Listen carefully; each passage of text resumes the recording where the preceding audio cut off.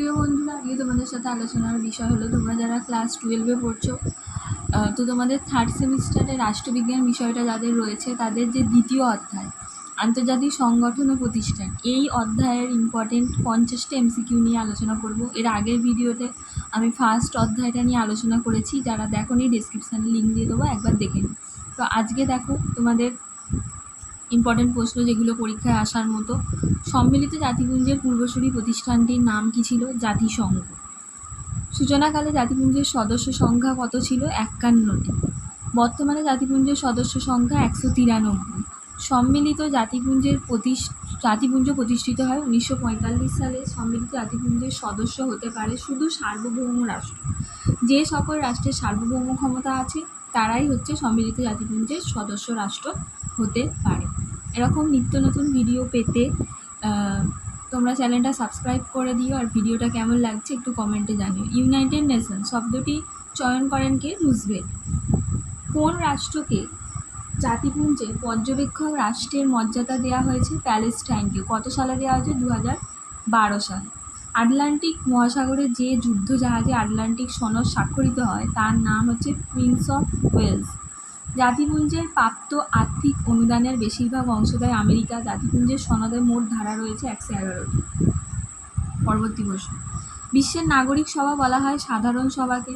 শান্তির জন্য মিলিত হচ্ছে প্রস্তাব গৃহীত হয় 1950 সালে। সাধারণ সভাকে বিশ্ববিবেকের কণ্ঠস্বর বলেছেন পামার এবং পার্কিন্স।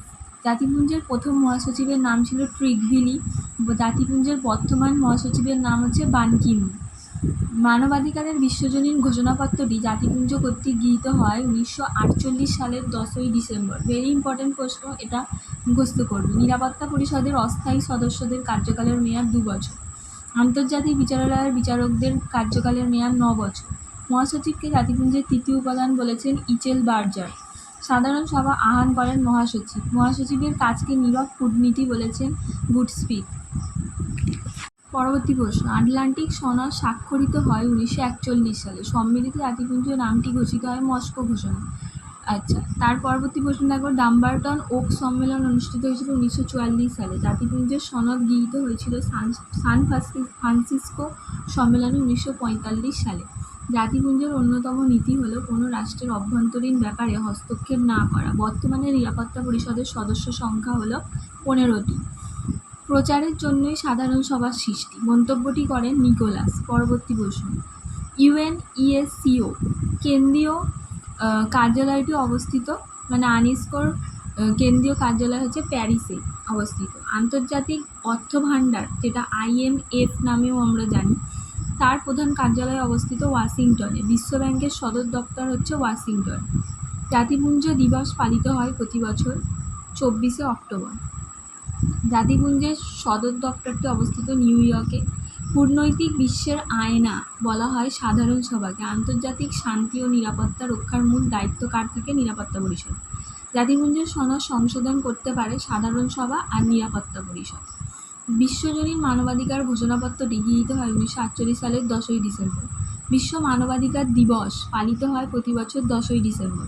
জাতিপুঞ্জের সংবিধানকে বলা হয় সনদ।